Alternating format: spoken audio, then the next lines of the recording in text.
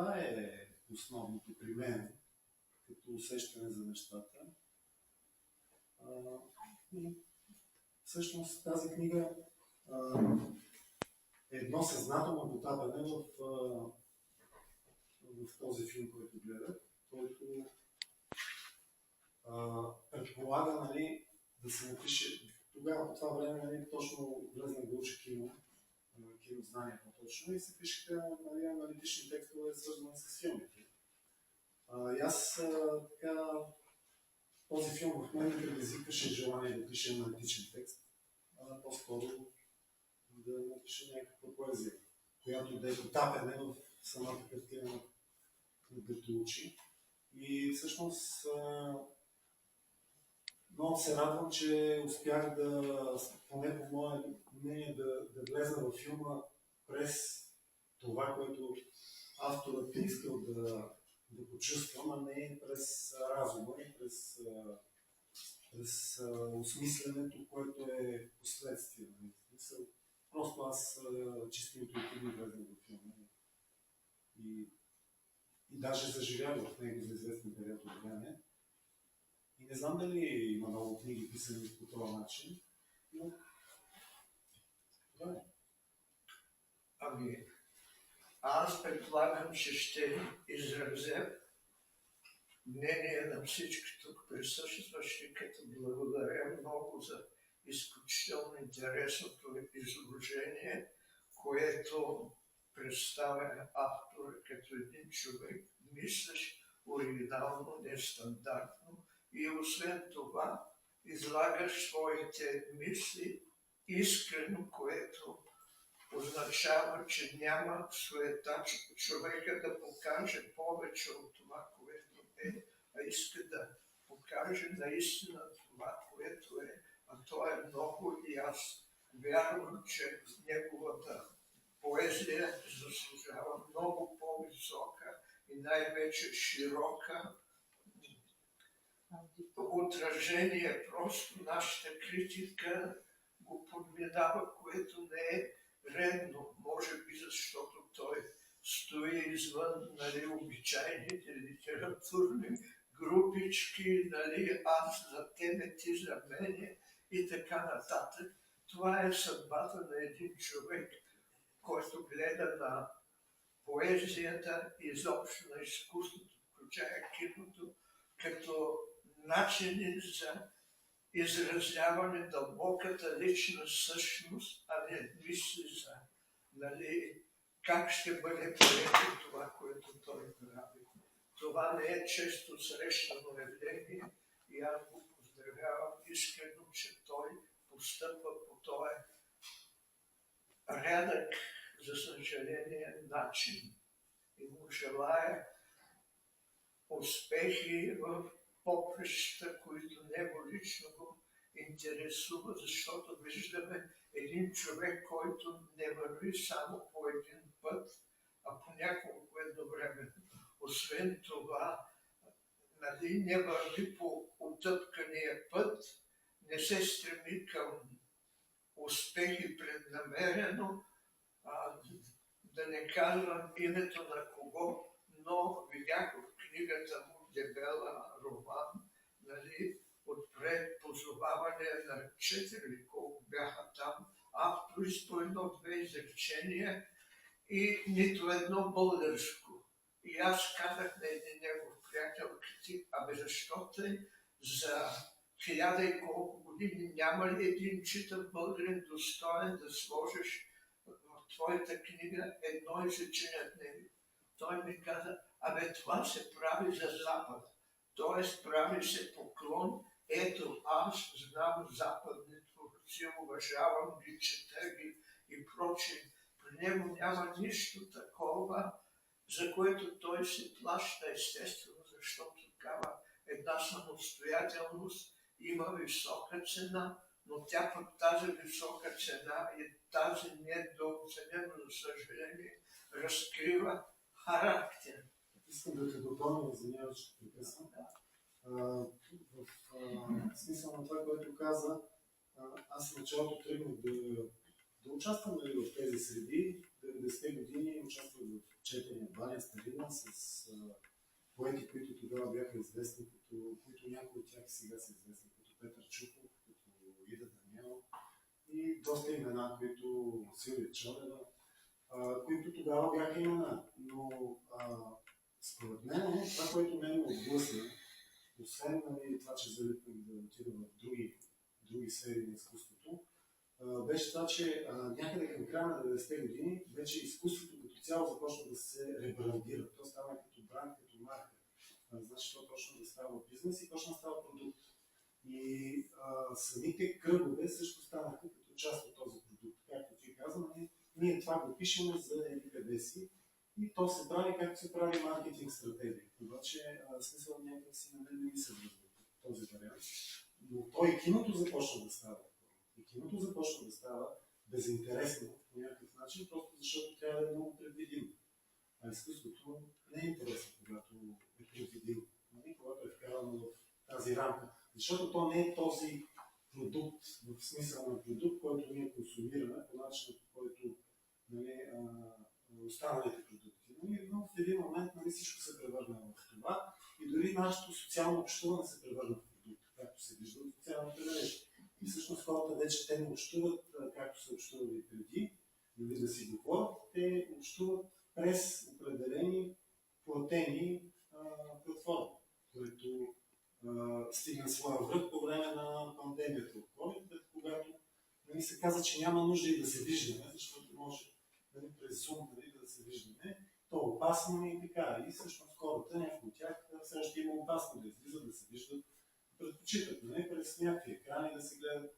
И в този смисъл нещата вече са много изкривени и отиват към положение, в което почвам да се съмнявам дали остава изкуство извън продукт. Аз като читател имам усещането, не знам доколко основателно и правилно, че в тази книга са вложени стихове, които са изненадали самия автор. Тоест, изведнъж му хрумва нещо, което той не е предполагал, че ще се появи, нито го е търсил. Това е просто непредвиден продукт на вдъхновението. А лошото на тия литературни кръгове е, че там, като влезеш в тях, ти трябва, поемаш негласно задължение да утвърждаваш, да хвалиш, да налагаш, разпространяваш останалите членове на този кръг. Те те хвалят тебе, като пишат той и оной, и ти, когато му излезе такъв книга, трябва да се отплатиш със също. Тоест една такава независимост, в смисъл стоене извън литературни кръгове, изисква цена, която не всеки е готов да плати. След промените у нас се появиха непредвидено много пишещи поезии, най-много жени, което не е лошо, напротив, показва, че поезията не е нещо отживяно, тя е необходима за нас и сега. И стотици, може би хиляди имена се появяват по вестници, списания в интернет. Човек се чуди как изведнъж толкова много хора прописаха поезия. Това е прекрасно доказателство, че поезията, независимо от изкуствен интелект и така нататък, тя е заложена в самите нас като хора и има нужда да се явява на бял свят посредством хора.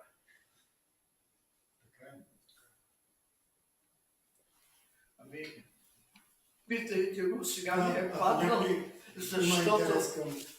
Въпрос. В момента не мога да чета едно нещо после или както ако в момента няма въпрос, няма да точно. Защото не винаги имаме възможност да питаме човек, който виждаме, че няма капка позорство, няма трошица,